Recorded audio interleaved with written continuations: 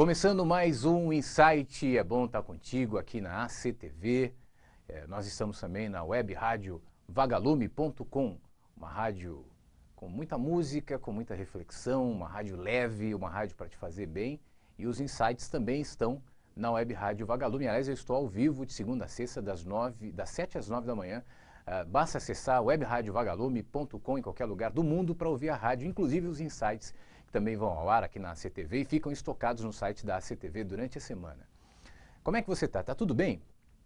Eu fico muito feliz de receber o retorno de tanta gente, o acompanhamento de tanta gente, a presença, o compartilhar de ideias, de reflexões. Na verdade, a ideia do Insight é justamente essa, a gente está aqui compartilhando, a gente está pensando juntos, refletindo juntos, porque eu acredito que é significativo quando alguém para e resolve enxergar. Parar e enxergar.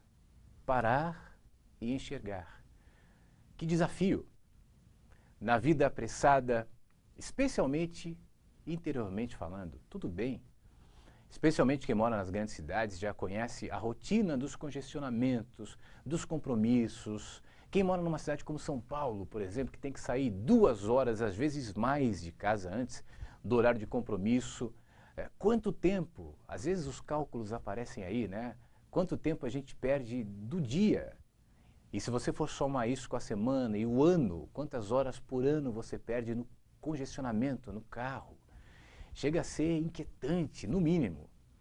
Pensar que você leva 2 horas, 1 hora para ir, 2 horas, 1 hora para voltar, mais o tempo que você se prepara para sair, o tempo de trabalho, quer dizer, a sua vida acaba virando isso. E tudo isso vai nos condicionando, essa pressa, esse ritmo que a própria tecnologia traz para a gente, se por um lado abre um leque de facilidades maravilhosas, como por exemplo facilitar esse nosso papo pela TV ou pelo rádio, mas por outro, nos cria uma dependência da velocidade, uma dependência da objetividade e da praticidade que nem sempre é recomendável. Especialmente quando a gente fala de relacionamentos, especialmente quando a gente fala de sentir o cheiro, de olhar, de tocar, de estar perto. As fronteiras que caem com a tecnologia e a praticidade dos contatos faz com que as relações também se esfriem, também se distanciem. É claro que há o lado bom nessa história, é claro que você pode falar com a mãe, com o filho, com o pai, com o parente que está no Japão e você no Brasil, né? Isso tudo é maravilhoso, mas a gente também tem que atentar para essa outra possibilidade, para esse outro lado, de nos apressar interiormente e nos condicionar a um tipo de relacionamento que, se na virtualidade é possível, na presença não é. Mas não é só a tecnologia e não só os grandes congestionamentos, o trânsito das grandes cidades que vão tornando a nossa vida mais apressada. Quem vive na área rural, quem vive na fazenda, quem vive no campo, pode não perceber, mas também vai se condicionando tantas vezes a isso que está no ar, né? A nossa cultura vai produzindo o que pode se chamar de inconsciente coletivo na área da psicologia, mas vai produzindo uma inquietude, vai produzindo um jeito de olhar a vida, de lidar com as pessoas, de lidar consigo mesmo, que se reproduz ainda que as pessoas estejam em ambientes diferentes muitas vezes, como o ambiente rural e o ambiente urbano, mas essa sensação de que a vida passa rápido e de que a gente tem que ter pressa está presente em muita gente, para não dizer na maioria das pessoas, sejam os mais velhos ou os mais novos. A gente vive com pressa. Esse é um condicionamento nosso. E as facilidades que hoje em dia se vendem, e muitas ajudam, obviamente, o nosso dia a dia, mas vão nesse sentido, em dar resposta a essa percepção, a essa sensação de que a vida está indo embora e a gente não está fazendo nada. Então a gente precisa botar pressa nessa história.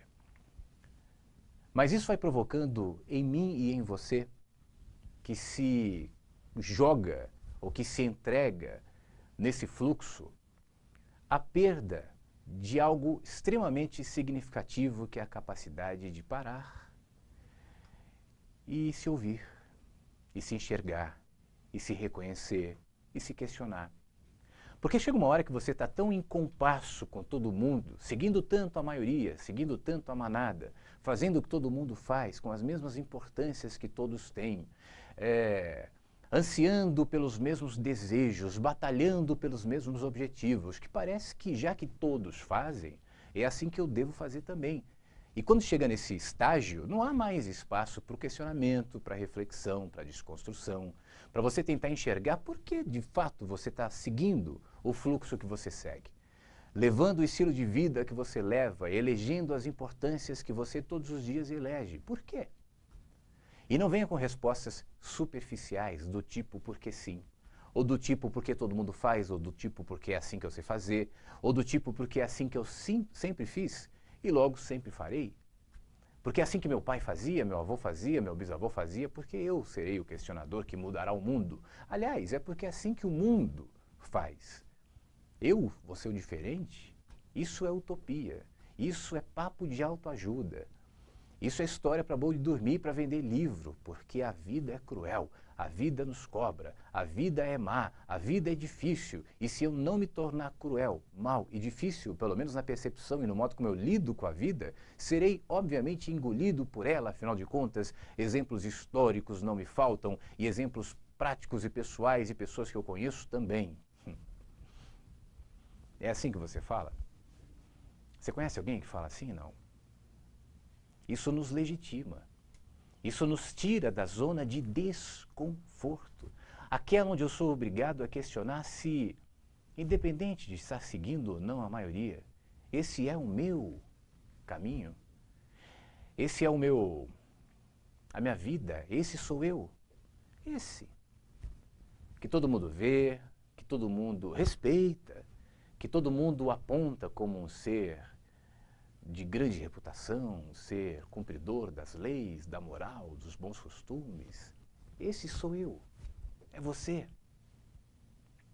Será que não chegou o momento e será que não está na hora de você se colocar diante do espelho e tentar responder essas inquietudes que se projetam na correria, no trabalho, nos relacionamentos, no dinheiro, na autopiedade, na autovitimização, na culpa. Enfim, os caminhos são muitos, mas que no fim refletem aquilo que você não quer enxergar e só enxergaria se você de fato parasse, se aquietasse e percebesse. O nosso papo hoje aqui não é um papo como nenhum dos que eu me proponho a fazer contigo, para lhe trazer fórmulas prontas, para lhe trazer técnicas pré-elaboradas e difíceis e, enfim, e teóricas e sistemáticas de apontar caminhos que lhe iluminarão e farão com que amanhã você perceba tudo o que quer perceber e nunca percebeu, tudo o que quer saber e nunca soube, todas as respostas que você procura e nunca teve. Por uma única razão eu não me proponho a lhe empurrar nesse precipício de facilidades ou de obviedades, enfim. Porque na realidade as respostas que você procura estão em você. Eu sei, e às vezes eu me incomodo um pouco de falar isso. As respostas que você procura estão em você. Porque isso virou uma frase tão comum, né? As pessoas falam tanto isso, é tão normal, é tão frequente se usar verdades para se construir meias verdades e não levar a lugar nenhum. As respostas que você precisa estão dentro de você. O que significa isso de verdade? Significa que as respostas que você procura estão dentro de você.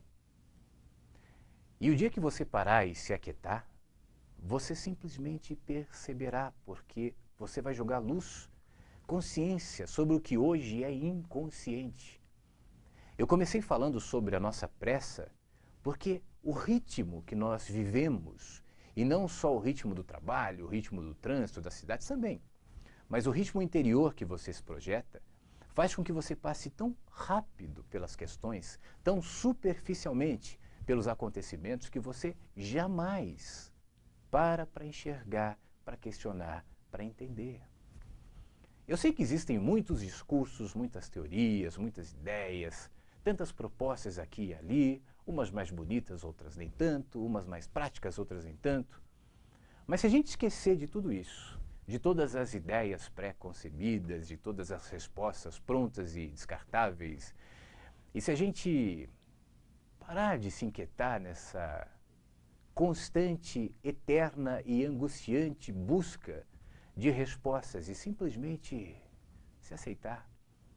E entender que aquilo que hoje lhe desagrada em relação ao seu comportamento, aquilo que você é, se dissolverá a partir do momento que você parar de lutar contra isso. Pelo menos como quem se agarra no inimigo e tenta socar, ou tenta negar, ou tenta neutralizar pela via do esforço. Quando eu digo para que você relaxe em relação ao que lhe inquieta, eu estou tentando lhe fazer perceber que é seu silêncio, que é a sua quietude, que é a sua paz, apesar dos pesares, apesar das dificuldades, apesar do que lhe inquieta. Mas se a sua paz transcender essa condição, você simplesmente vai entrar na dimensão das respostas, porque as respostas vivem em você. E já que elas vivem em você, não é necessário fazer o caminho de Santiago da Compostela, ir para a Índia, ir para a igreja, ir para cá, ir para lá, ser isso, ser aquilo, ler esse livro ou ler aquele, cumprir os rituais, as promessas e afins, cortar o seu cabelo, raspar o seu cabelo, ir para o monastério, não ir para o monastério, fazer um jejum de não sei quanto tempo, não fazer jejum, nada disso. Nada disso. Andar com determinados grupos, seguir determinado mestre, se entregar a determinada filosofia, se enfurnar em sessões intermináveis de terapia.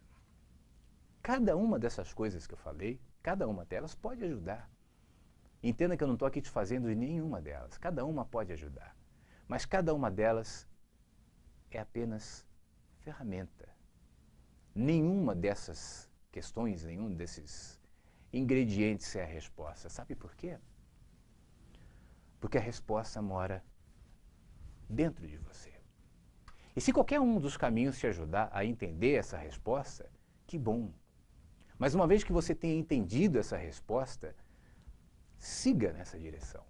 Desapegue dos instrumentos, ainda que naquele momento tenham sido úteis para você.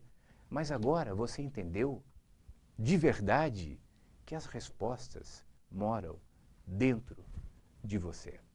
E quando você percebe que as respostas moram dentro de você, você para de se apegar a todo o resto, a todo o fora, a todo aquele que se oferece como solução miraculosa, mágica, instantânea, que cria dependência, que cria medo, que cria infantilização de alma, de olhar, de espírito.